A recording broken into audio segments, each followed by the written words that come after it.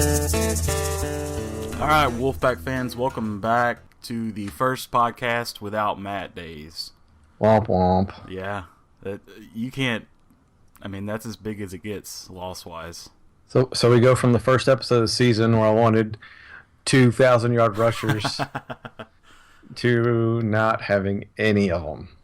Yeah, it sucks. I mean, there's no way around it. Yeah, I don't even know what to say. It's such. It just happens to us, right? The moped incident and all other crap, just nonsense. And then Matt Days injures his toe and he's out for the year. I mean, the guy's having an all ACC season so far, and then that happens. Yeah, and the play didn't even look that bad. It looked like it got hit hard up top, but yeah, I went back and watched it, and I just can't see anything that should have caused that bad of an injury, and generally that's when they're that bad. I think that's where the angst from Wolfpack fans comes from, because just stuff like this seems to happen to us. Yeah. I mean, I feel bad for the kid, too. He's having a great year. And, by all accounts, could have maybe gone in the draft if he wanted to. I think now he definitely has to come back. Yeah. But, man, that's a bummer. He was so good. If you look at any other school in the country and said, well, you're going to lose RB1 and RB2 before the season's over, do they get a pass on the year? You feel like they have to, right? I mean, that's not going to happen for us, though. No chance. It's, next game we lose, people are just going to go flip shit again. They're just going to go crazy. Like, you just lost two of your best players on offense. Yeah, I mean, you talked about it, and I, picked on you about the 2,000-yard rushers, but they were both capable. Yeah, Days was going to have it. He would have had it this week, I would imagine. I think it was extremely close. I think that if Shad had finished the year, they both legit could have gotten to 1,000. If not, it would have been real, real close. So you take, we'll say 1,800 yards away from an offense. That's a big deal. That's a huge deal. Yeah, that's a great way to look at it. And like I say, any other school would get a break for that, but state fans just expect more than they should. And the media will pick on us for those losses that we may still have and not even mention that, Speaking of the media, I know everybody was up in arms over Colton Tudor's comment of the upside of Matt Days going out for the year is now Elijah Hood could be, all ACC running back. Upside to it? I mean, what a jackass. And people wonder why we hate the media, especially the local media. Yeah, stupid things like that. I think it came off worse than it was meant. Absolutely it did, but better. Exactly. I think it came off worse than he meant. But yeah, you gotta do better than that, especially for a guy who's been tenured so long. Yeah, and that's why I'm giving him the benefit of the doubt. I think it was just a mistake, Right. Yeah, Matt Days has 865. He has 134 carries for 865 yards. He's averaging 6.5 a carry. That's not bad, With 12 TDs. That's a fantastic. I'd take it. Yeah. Unbelievable. He would have had and he has he would have 4 more games to get up, 1,000. Yeah. He was having a good year. Oh well. Back on the drawing board, right? Yeah, right. Anyway, you go from that and go to BC, and things could have went really badly with that, especially. But really, the game went exactly how it should have. Offense controlled their side of the ball, and the defense just absolutely kicked the shit out of BC. So, I think it's an important game. It was one of those games that we haven't won in a while. I mean, the stat, like we said last week, was like 1930 something, but really we hadn't won in there in 5 or 6 years. And it's one of those games where you're better than them and you got to win. And now Dorn's gone to Wake Forest and won where we haven't won in seemed like forever, and Boston College where we haven't won in seemed like forever, both in the same year.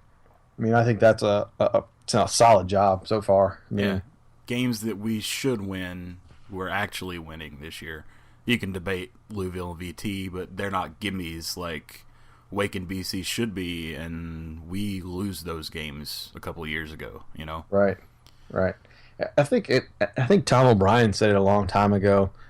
Is you win, you lose big, lose close, win big, right? And that's kind of the progression the program goes. And I think the same thing applies for winning on the road, right? You beat the teams you're supposed to beat, and then you get a little bit better, and then maybe you beat the Louisvilles and Virginia Techs where you can beat them because they're not that much better than you are, right? And then then you take the next step. But I think that's the progression. You can see the program kind of turning around slowly, winning those games that they're supposed to win, and doing it impressively because they dominated Wake and they dominated BC. Yeah, and you can say what you want, but this team 2 years ago didn't win a conference game. So, yeah, there's, you can bitch about losing some games, but there's no doubt that they're getting better. So, I got a little scared early on with the huge Austin drop.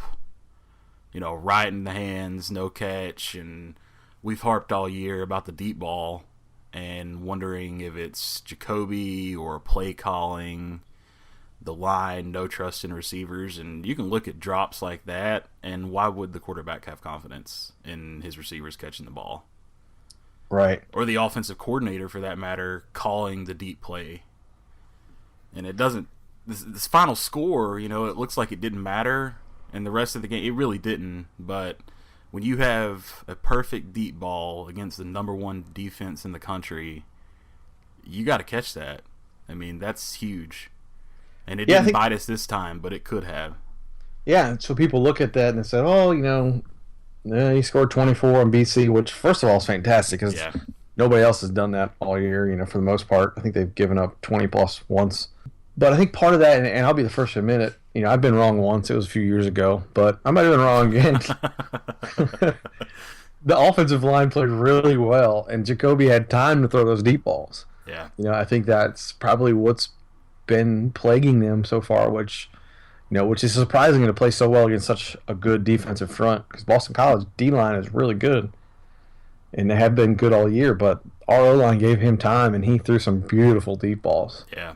The thing is, you can say, well, maybe their D-line isn't as good as advertised, but they put up good games against Clemson and Florida State.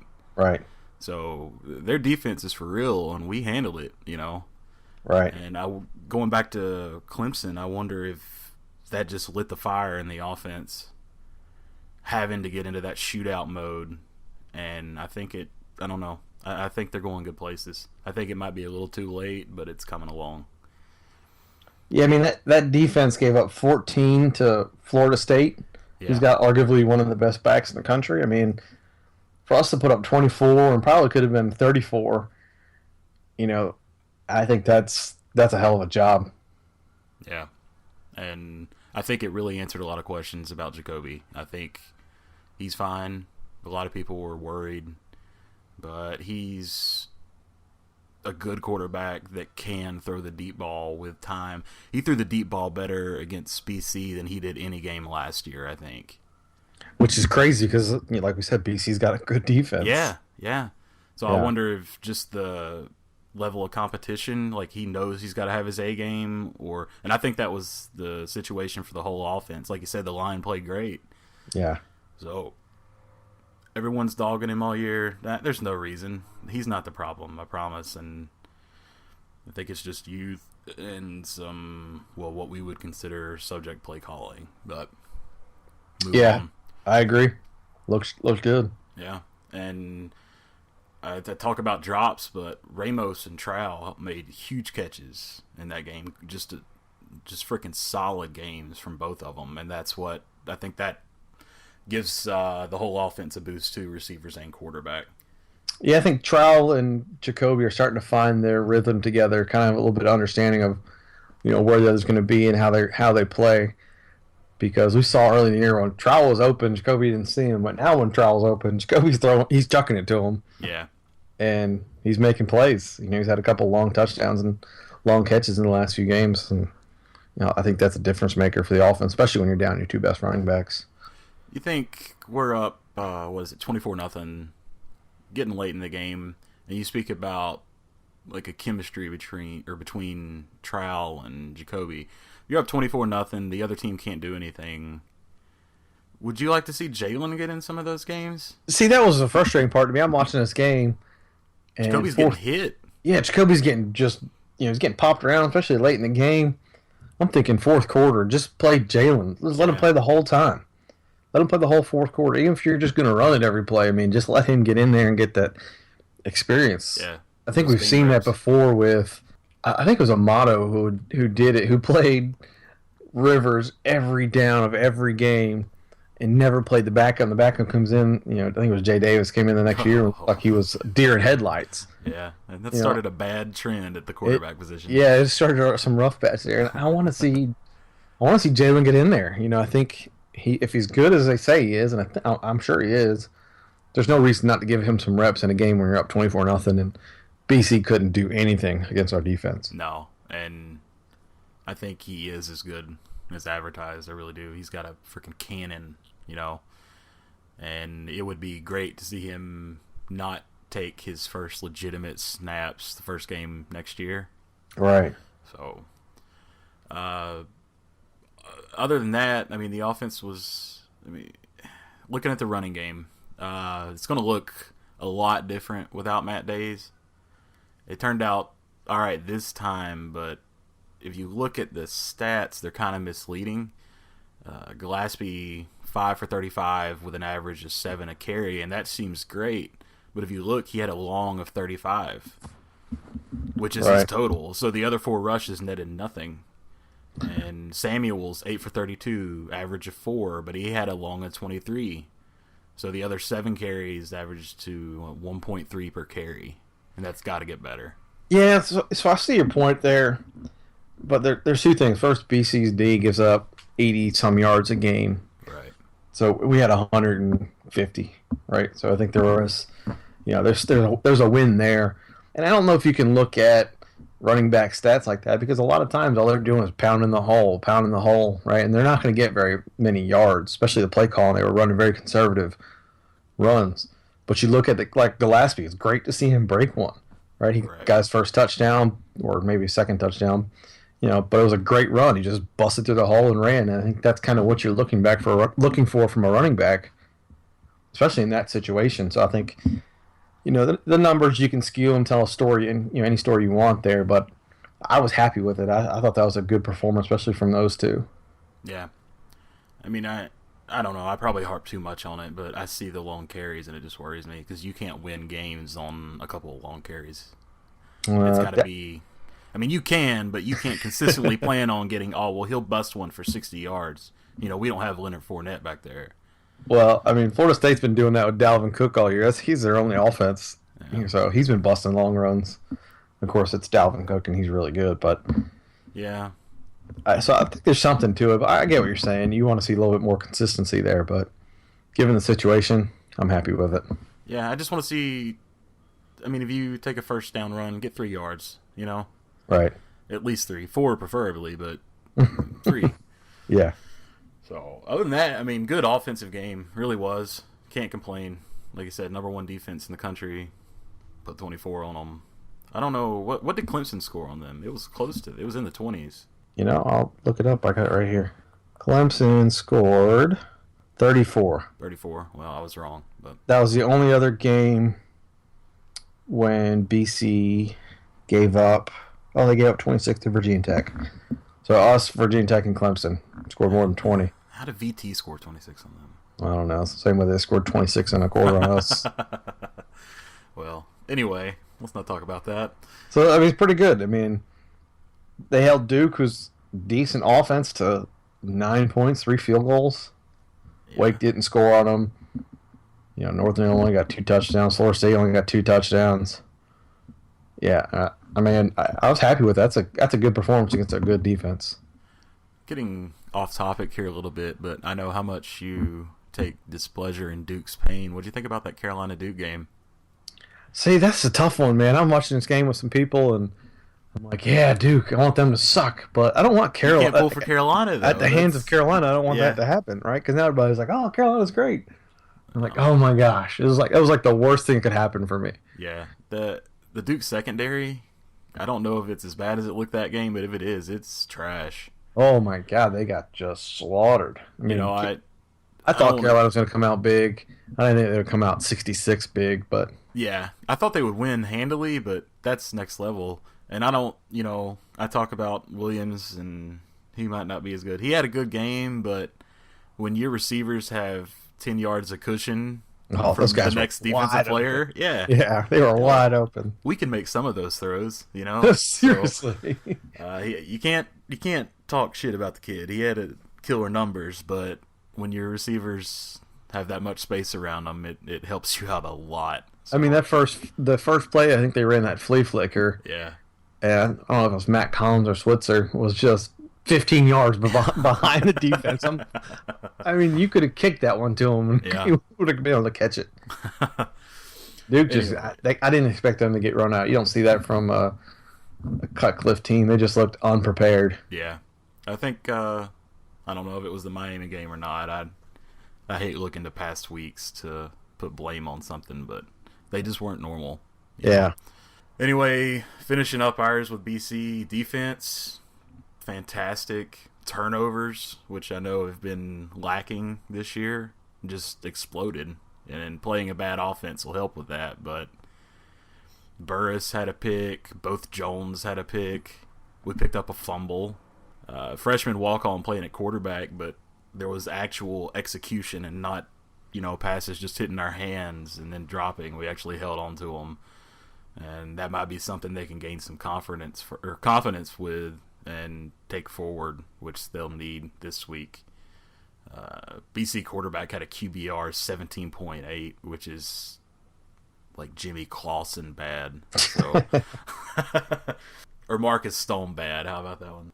Yeah, I mean, unfortunately, BC's offense is dead last, which is in total offense NCAA rankings, which is behind UCF, Missouri, Kent State, Tulane, Hawaii, Army. I mean, their offense is epically bad. I didn't realize it was that bad. Yeah, they are dead last. And I saw some people complaining that, you gave up, how'd you give up 4 yards of play to BC? And it's like, well, they didn't have squat until that last drive, which, under 4 minutes ago, they're playing against our second string defense. I think you take out that 80 yards and their numbers look even worse. Yeah. Yeah, I wasn't too worried about that. No, and I'm fine with giving up yards as long as you don't give up the score. I mean, who gives a crap? Yards doesn't matter, or don't matter. But, I mean, I wish they had closed out the game because that shutout would have been nice. Right. But I just kind of took the foot off. Like you said, maybe play some second-string guys, got them the touchdown, but you can't fuss. 8 points. I mean, one score, so... Speaking of foots, how about your boy Bambard? I know, man. It was perfect. 3 for 3 XPs, 37-yard field goal. So hopefully that gets rid of the mental block that he's had, because I'm pretty sure that's the only reason he's been missing so many kicks. Yeah, it has to have been. So take that into Tallahassee, and I don't know that it'll be a field goal game, but can't hurt to have a little bit of confidence in your kicker. So yeah, absolutely. All right, y'all, we're going to take a quick break, and you're going to get a message from our first sponsor. Woo! And then I'm going to give you 4 reasons why we're going to beat FSU. Oh, God.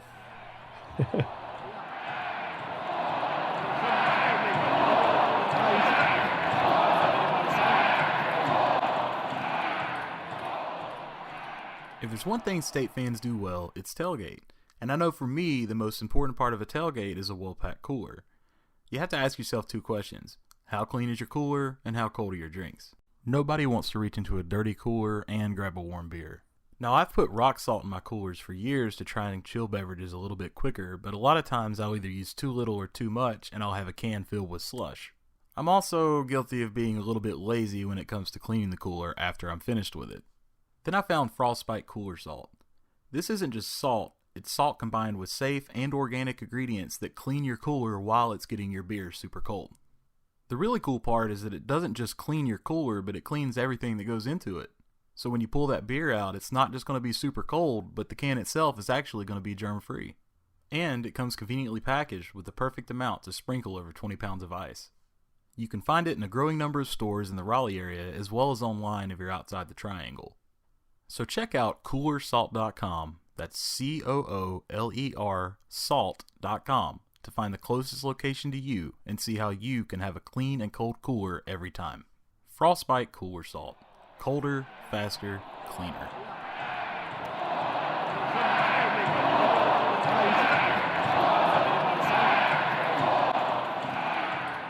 All right, folks, we're back, and I'm going to give you 4 reasons why we're going to win. I know argue them. I know going into Tallahassee is never easy, and I don't really expect to win. But if we're going to do it, we have as good a chance as any this year, and here's why. First of all, Clemson hangover, right? FSU went to Clemson, they lost. Clemson pretty much whipped them. How did they whip them? It was 23-13. They scored a touchdown late in the fourth. It was a 3-point game up until that. It was demoralizing. Clemson beat them. I'm going to say they whipped them because I didn't think Florida State had it. Anyway, now Clemson's got nothing to play for, right? Clemson? Now Florida State's got nothing to play for. Sorry, it's a little early. I think they always say the old adage is don't let a team beat you twice, right? And I think that's reason one, right? That's a possibility. Part of that is FSU's got nothing to play for anymore. Their ACC championship hopes are done. They got no shot at the playoff. What are they playing for? The Gator Bowl? The Peach Bowl? That's not up to FSU standards. Those guys are going to be, they're going to be demoralized. They're going to be half-hearted into this game. I know there's still play because there's some pride, but I don't think they're going to be very well motivated, especially when you got a noon game. I just think that's a bad combination. Third reason, quarterback controversy. We told you guys before the season started, Everett Golson was overhyped. He wasn't that good. And now Sean McGuire is the FSU savior? Questionable. He can throw, but he can't run. Golson can run, but he can't throw. It's kind of a weird combination there. I don't know what they're going to do. But I like our chances against McGuire. I think that's pretty good, considering all they do is hand the ball off to Dalvin Cook. Right. And then second of all, 12:30 game. Bandwagon fans at FSU have checked out, man. They have, the team, they have nothing to play for. The fans, I think there's going to be 2/3 full. They probably have 50,000 there. I think they seat 80. Right. I just think it's a perfect combination for State to go in there and get the win. We're playing good. FSU's offense is not that good. Our best defense is run defense. FSU's best offense is Dalvin Cook. And he's partly hurt, so you can contain him a little bit, and I think you have a really good shot at winning this game. I agree with some of that. The quarterback issue, I'll give you. The Clemson hangover, I talked about that earlier with the Duke and Miami thing. Don't let a team beat you twice, but okay. So let's look at it in different ways. If Clemson had lost to Florida State, would you think that there was a chance for Florida State to come out flat against us? Probably. Okay. Yeah, probably. But if they since they did lose, they're going to come out flat. Well, I think it's a combination of them losing and also what are they playing for now, right? It's not they just lost, right? Because they lost to Georgia Tech and they came out and played pretty well the next game. Yeah. But they lost, and if you're FSU playing for the Peach Bowl or the Chick-fil-A Bowl, sorry, I don't think that's up to their standards. I think you're gonna have a hard time motivating those kids. Like we just talked about with the Duke Miami game, right? There's gonna be a hangover there when you lose a game that's so emotional. It happens. We see it all the time. Yeah, and I hope you're right. I do. I think honestly, it's kind of like Clemson.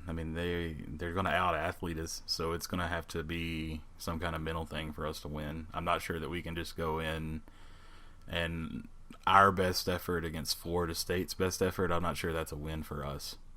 Yeah, I don't think we're going to get their best effort, though. They do have, better athletes. They're full of 5 stars, and, typically they can have heart most of these games and still win. But I think we're playing better than, than we have earlier. Then if this was after the Louisville game, right, I wouldn't probably be so optimistic. But I think we're playing better now. The offense has a little bit different dimension to it. I just think there's a big opportunity there. Florida State's offensive line not very good. Right, they're beat up, they're hurt. Our defensive line should have a field day there, but you just got to be able to stop Dalvin Cook. I think that's the one. You keep him under, maybe I say stop him $150. Yeah, and I think you have a chance there.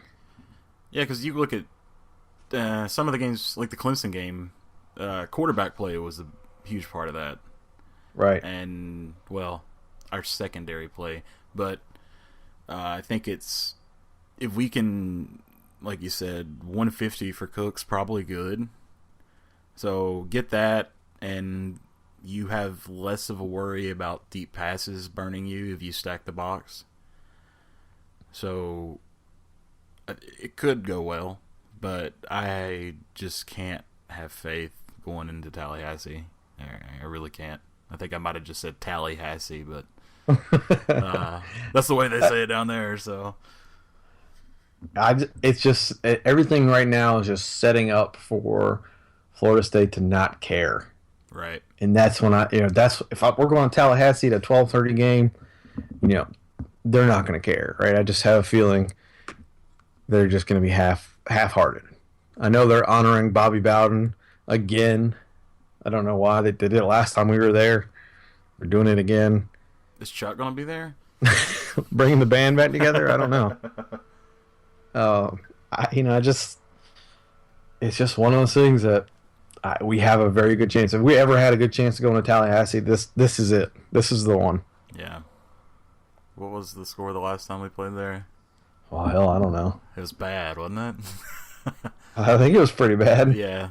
I think the last two trips there in Clemson have been awful. So, but that was the winless in the conference team, so it's got to be better than that. And that Florida State team was a hell of a lot better than they are this year. So I don't know that it'll be a 49-17. Jesus. Yeah. Don't think it'll be a blowout. I mean, we played them pretty well at home last year. We should have won that game. Yeah. I mean, again, I know Raleigh does weird things to Florida State. I've watched them all year, and I'm thinking, man, they keep winning, but I don't think they're that good. Right. Now, we need to play our best game to win it, but I think it's possible. See, I thought they weren't that good, and I thought Clemson would roll them last week. And that game kind of made me say, okay, maybe they just haven't been bringing their A game, and they brought it this time.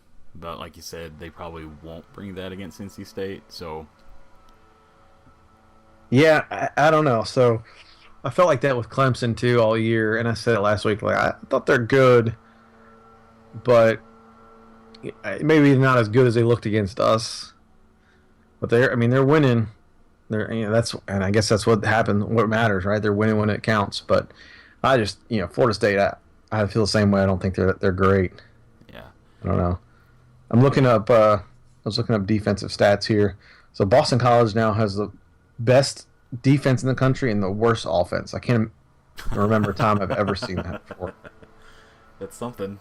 Yeah, and Florida State's 32nd in defense. Yeah, they give up 5 yards a play. They've given up 16 TDs, and 340 yards a game. Man, okay, pretty good.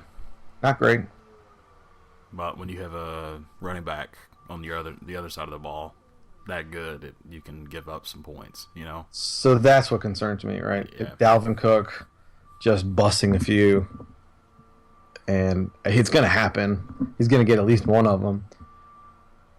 But he's so fast, and what he does is, Florida State will go 1, 2, 3 and out, 1, 2, 3 and out, and then 1, 2, and then he's gone 80 yards for a touchdown.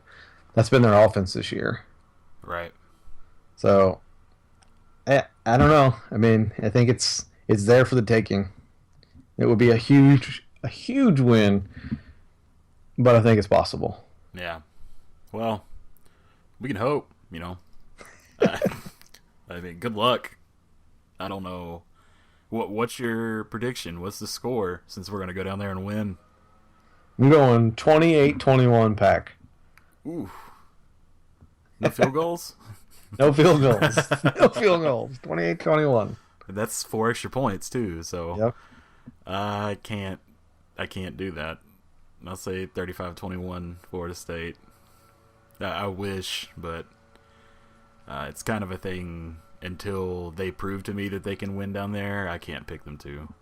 Maybe 28-24 because their field goal kicker is really good. Oh, he's fantastic. He'll get a chance somewhere. He'll get a chance. Yeah, I saw.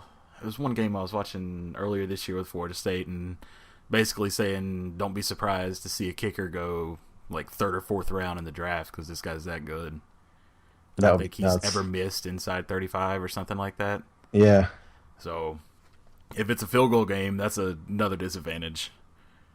But that'd be a disadvantage to every school in the country. So yeah, can't look into that too much, but we'll hope it doesn't come down to that. Yeah, I don't think it will. I think we're gonna go out there and take it from them. That's gonna happen. I hope you're right. You know, NC State is 37th in the nation total rushing offense. Florida State is 51st. Now, granted, we don't have two of our running backs, but yeah, key cog of that is missing now. Yeah. And I think that's it. You know, I think that's part of it. I think the rest of the team realizes, hey, we got to step up because, hey, we're missing 2 studs that we had beginning of the year. And I'm hoping to see that this week. And for some reason, we've played better on the road. Maybe there's more focus. I'm not sure what it is, but I think I gave you 4 reasons. So I think that's probably about 10 reasons. Yeah. I think the playing better on the road thing is just growing up a little bit. Yeah. You know, part of it. You got anything else? Not Florida State wise. Big news came out this week, much to the chagrin of some fans, with a new apparel contract with Adidas. I know a lot of people were hoping for Under Armour, but the money that we're getting from Adidas is nothing to look down upon, so I'm fine with it. It's the highest deal for any ACC school or public school, right? Yeah. And pretty good. You know, it got me thinking, and I looked up Carolina's deal because I'm like, there's no way that we're making more than Carolina from Nike, but their deal is going on 10 years old, and I think it's 2018 it'll be up for renewal. So we'll lose that number 1 ranking then, but because their deal, I think they signed it in 2008, was close to what we got from Adidas in 2012.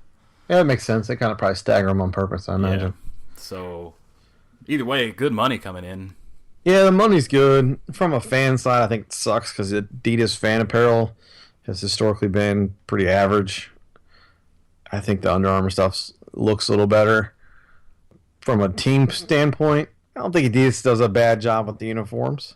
Well, wait till March. Yeah, that might be a couple of those. What were those holographic ones they had that thank God we didn't wear? Yeah. But with the money they're paying, we're now one of their premier schools, so we'll get all that crap.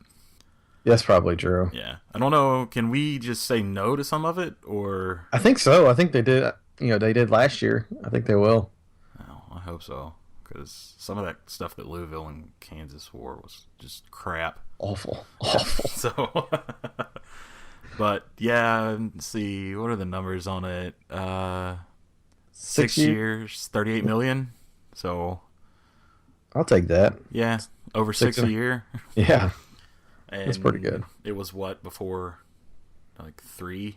I think it was 3. Yeah, so close to double the money, and that's just free money. You know, that you can't shrug it or look down on that. Some of their stuff's ugly, but it's good enough, and we're making money doing it. So whatever. I think they're getting better. So at least from the fan side, I think some of the stuff's getting better. Historically, it's kind of sucked, but as of late, there's been some better stuff coming out. So, you know, maybe they're keeping up with the competition, and it looks like they are because they're throwing the money at it. I mean, that's big numbers there. Yeah, and that speaks to the whole athletic program, right? Increasing in brand name. Yeah, they wouldn't pay that for no reason. ECU got shit from them. Yeah. So you can see the state brand is getting better, and I think Sweet 16s and bowl games do that. So, Yep. Speaking of Sweet 16s, it's basketball season. We should do a little basketball preview soon. yeah. What's the first game's this or tomorrow, right? Tomorrow's Friday. Yeah, Friday. Yeah, crap. So, I think this exhibition/scrimmage went pretty good Sunday. Yeah. Abu and Cat had big games, which you will hear a lot this year, I think. Yeah, absolutely. So, yeah, we'll get on that pretty soon, I guess. I mean, I'm still. Here's a question for you: is NC State a football school or a basketball school? Basketball school. Oh, that pains me. I want to be a football school, man. It's tough to be if you're in the ACC and you're not Florida State, Clemson, Miami, or VT. You're a basketball school. I guess The Big Four will always be basketball schools. Despite, Duke's success on the gridiron, they're still a basketball school. So, I think if you get consistent top 25s, then you become both. But we're a couple of years away from that. All right, I'll give you that. Unfortunately, Yeah. I'll concede that, especially with Godfrey going to Sweet 16 every year. Yeah, we got titles in basketball. We have to cling to something, and that's going to be it. So, fair enough. 4 years when we're making the football playoff every year, then sure, we can be a football school. But, but yeah, we'll get a basketball preview up pretty soon. All right, that's all I got. Let's go Pack, get the win. That's it. Go Pack. Go Pack.